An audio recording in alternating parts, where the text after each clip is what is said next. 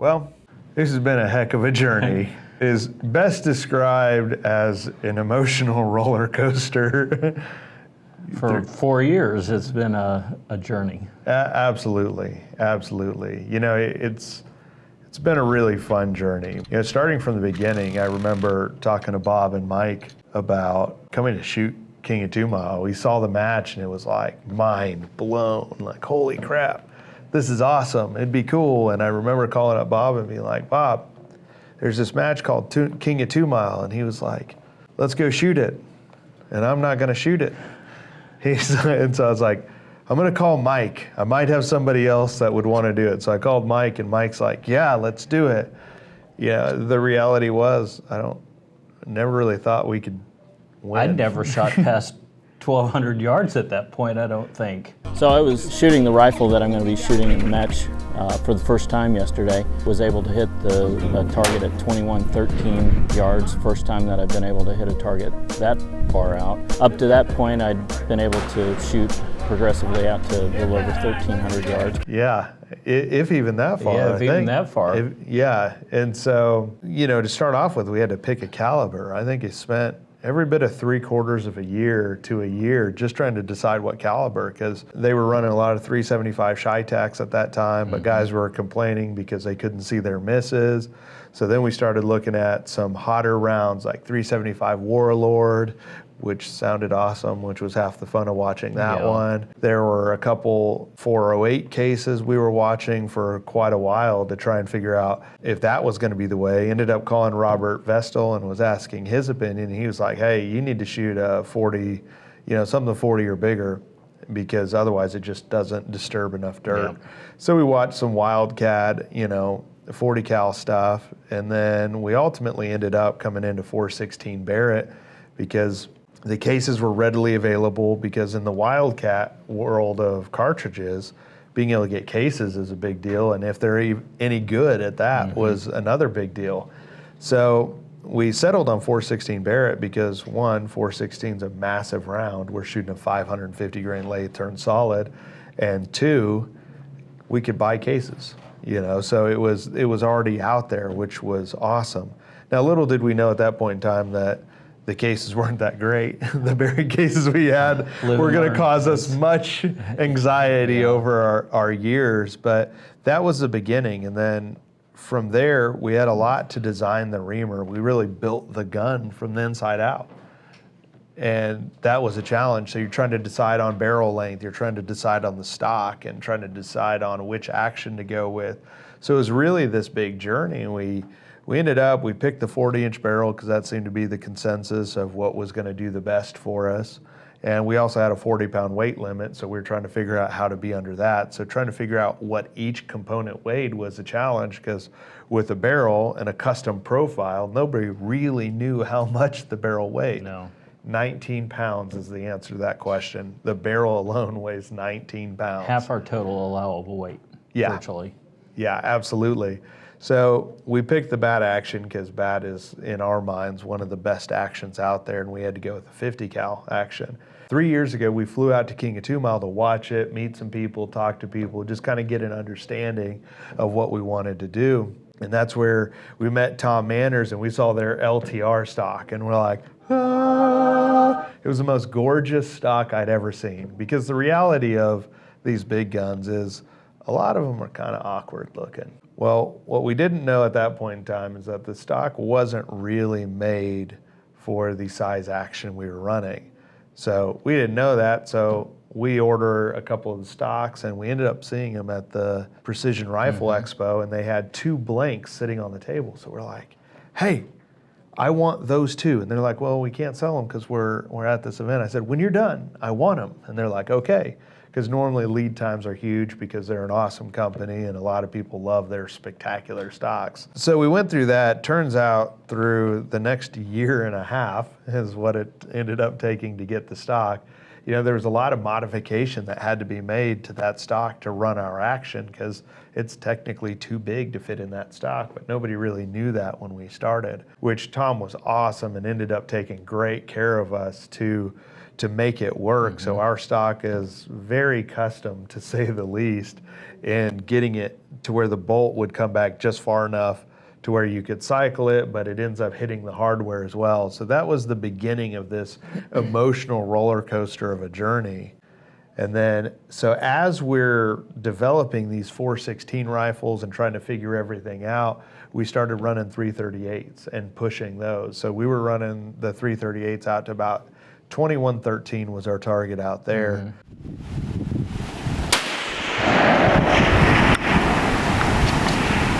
There we go. All right, run another one. We're on it. How many rounds? How many rounds is that? That was 3. That was the 4th round. We're gonna go ahead and slap hands because that's under 5. Nice. Good prep work, Jake. I'll wait to him though. Good prep work, Jake. That's a hit under 5? Yes. Nice. Nice. All right. So Bob and I were doing a lot of testing on how we reload, because at 2 miles, every foot per second is 5.5 inches of elevation. So if one round is 10 feet per second faster than the other one, it's 55 inches high. So you look like you just got in trouble. That was spectacular. Getting down to a single-digit extreme spread was huge, because that's everything in hitting targets that far. Because if one's 10 feet fast, one's 10 feet slow, and you correct off that, the next one's even up higher. So, at a 20 foot per second extreme spread, which is the fastest and slowest round, you're looking at a 110 inch spread when you're shooting at a 48 inch tall plate. So that's just... You've got more opportunity to miss than hit. Yes, 100%. So with that in mind, we put a lot of time into refining how we reload with the 338, trying to chase that single-digit extreme spread over 10 rounds. Over time, we kept pushing it. We kept learning how to read wind better. We chased down some of the top guys in wind reading and learned from them. Emil Praslick and Chase were awesome, in helping us refine our wind calling skills. So we kept developing that skill set, all of which, while Mike's traveling, has a ridiculous work travel schedule. So we're coming into it. We start winning on the reloads with the 338. We start hitting the 21 a little more frequently. But it was funny, because every week when we'd go out to practice, you'd get rolled up, and then you'd figure it out. By the end of the day, you start getting some good hits at the end of the day, and you're like, all right, this is where the wind's coming from. This is how it's doing it. And then the next week you'd go out, you're like, all right, we got this. Let's do it. And you'd get rolled up again, because it was an entirely different set of circumstances. And by the end of the day, you figured it out. And you're like, this is where it is. All right, next time we got it. And we did that for months on end. And each time you come back out, you're hoping, all right, this is the time we're gonna get our first round impact on it. And so we kept doing that for a long time. And then right as the 416s got finished, we slid into home plate. Mike's work schedule opened up, and we jumped in and started really being able to shoot together, which is pretty funny, because that was right around the time he shot his first ELR match, which was run by Joe Burdick.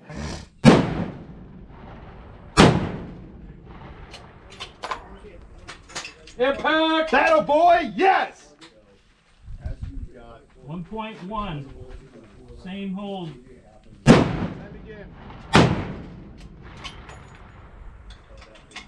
Impact! High. You have to be high. Give me 1 right, Mike. Make it 0.9 right. Send again. Impact! All right. Send again. Impact, 3rd round.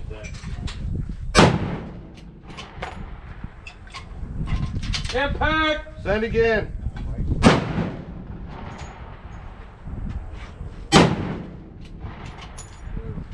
Nothing. Impact! Beat that plate to death, boy! Ah! Yes! Calls, man. And the funny part is Mike had never shot ELR until the Thursday. We were leaving on Friday. That Thursday before, I'm like, hey, why didn't you come out to Bob's? We should probably get you on a 2,000-yard target before you go to shoot a match that goes out to 2,000 yards. That's a good idea. It seemed to make sense it to all made of us. So we get him out there. He ends up getting hits on it, and we ended up doing really well. I don't remember how we finished on that particular match, but we ended up doing well. We were on the podium. Yeah, we made the podium on that one. But that was that's always been our style is, hey, we're just going to do it. We're going to come in hot. We're going to do it. We'll figure it out, and we'll refine it as we go. And that was kind of Mike's introduction into it. And then we spent that whole year shooting every Friday, just about getting prepped for King of 2 Mile, running the 416s, starting to develop our reloading process with the 416s, going through that. And the interesting part was, while the cases, we didn't know it at the time, but the Barrett cases weren't that great.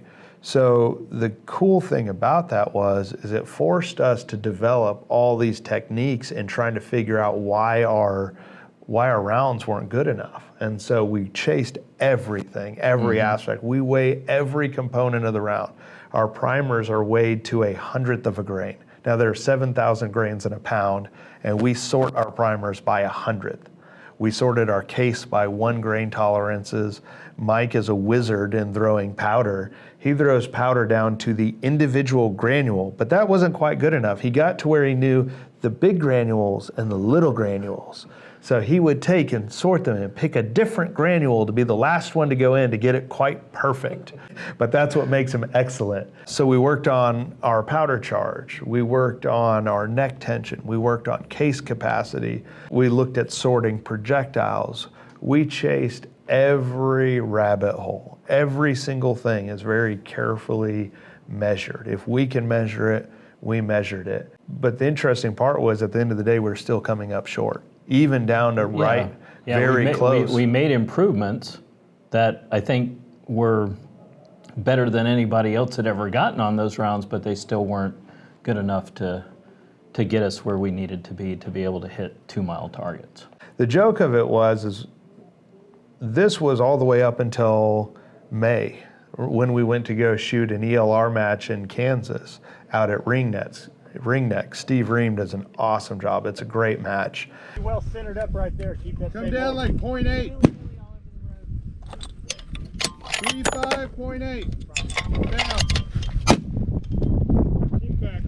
Run that same hole. I'm up. Send.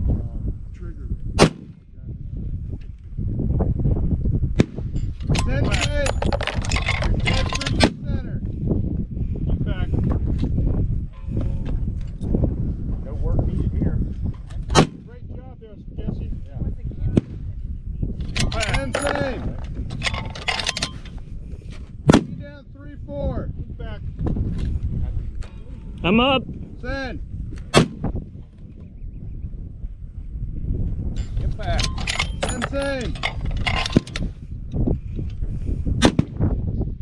Get back. I'm up. One Send. more. Good.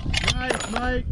The funny thing is even though our ammo wasn't good enough, we still got a 2 mile hit out in that match, because I just brought a really good spotter right here. But we were talking to Rusty Newton, and he said, hey, try the Warner 416 cases.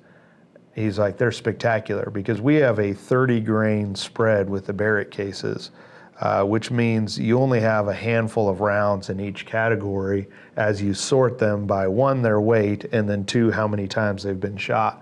So by the time you start breaking it down, you have lots of like 8 rounds, 10 rounds, which is terrible when you're going into a match, because we noticed a velocity difference from the top end of cases to the lighter end of the cases. We could see the velocity changes in it. So Rusty was like, hey, I got these Warner cases, and they were all within 5 grains. So we called up Warner and we're like, hey, can you get us cases? And they're like, yeah, it's gonna be a little while, but we can get you cases. So we're supposed to shoot King of 2 Mile in September. This is May, we put in our order, and we're like, I hope we're gonna be able to get our cases in time. I really do, because once the cases land, then we have to completely redo our load development with these rifles and start over again, because the different cases are gonna act differently in the barrel. They'll have different pressure tolerances and things like that. So you're trying not to be too optimistic, because, well, our optimism had taken a lot of beatings up to this point. Yeah. So we end up getting the cases in, we do our load development, and the cases are spectacular. It's pretty much everything we hoped. Out of 1,000 cases, we had pretty much a 5 grain increment. That allowed each of us to have our brass sorted by our gun, and then we had 194 cases that were all exactly the same weight that we could sort through and keep for our match rounds, which was a really big deal. So no more chasing where that particular case weight was to try and track and change our velocities in our ballistic calculation. So we get the Warner cases in, initial load development looks good, and then Mike's rifle, Louise, is shooting spectacular. It's shooting single-digit extreme spreads over 10 or right at it.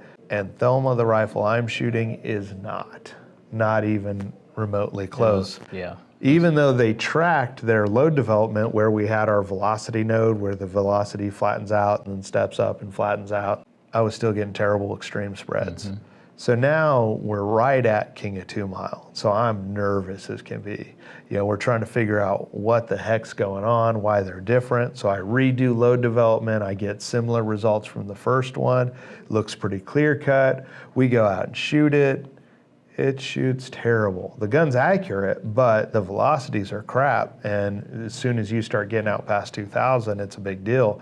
So we're like, oh no, what's going on? So we start calling everybody we know, and the general consensus is starting to look like your barrel is shot. Well, we're 3 weeks out from King of 2 Mile. Now the good news is we have another barrel, but the downside is our guns are within 5/10,000ths of having exactly the same chamber. To do that again sucks. It's really hard to get it to match perfectly.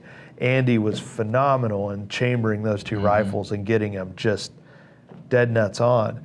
So we're like, oh crap, because if we rebarrel it, we then have, his gun would have 600 rounds on it, my gun would have hardly any, and we have to match them. Then we have to do load development 3 weeks away from King of 2 Mile. So the guys are like, hey, listen, try one last thing, clean that barrel down to bare metal. I'm like, I don't think this is gonna do it, but you know what? We'll get it done. Yeah. So at this point in time, FedEx loses our projectiles. So we're trying to we have 3 weeks, we're teaching a long range class, we got a ton of things going on, and then we lose the projectiles. And I'm like, oh, there were just things piling up in our way that were working against us, for sure. Yeah, so every step of the way, it's like, we can do it. And soul crush. We finally get our batch of projectiles in, and I get another string of load development done. At the back end of a long range class, it's 3:15. We have to stop shooting at 3:30 so the hunters can go back into the woods and hunt. And I'm like, you mind if I shoot a couple rounds? They're like, yeah, let's do it. So I get down on the 4:16. We run load development one last time, and it looks like it tracks pretty good. So I'm like, all right, now I need to test it and shoot this batch. So we test the batch, and it worked. And it came through. We shot a 17 foot per second extreme spread, which sounds way worse than it is. The first 5 rounds were the foulers. So once it was fouled, it set down, and the back 6 were awesome. So we ended up pulling it off. So we salvaged the barrel, and we're like, oh, thank God.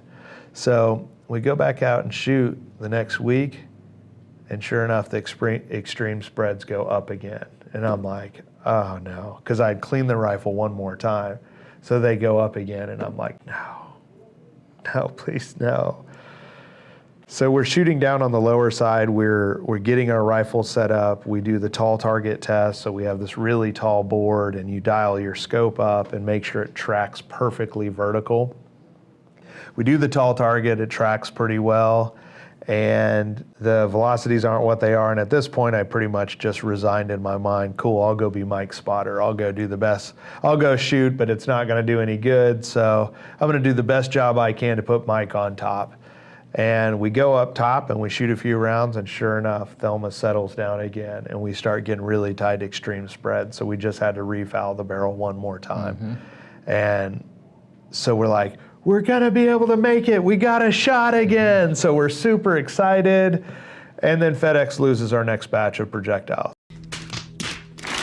In a week, Not even. not even a week, and we have 29 projectiles. That was Monday. They came Tuesday Yeah. before we left on Friday. Yeah, so we're supposed to shoot on Monday to do one last batch of testing before we fly out, on Friday. We have no projectiles, so we bump it back to Tuesday. Projectiles come in on Monday. FedEx finally found it. We get the projectiles in, we load Monday night, we go shoot, the guns shoot awesome.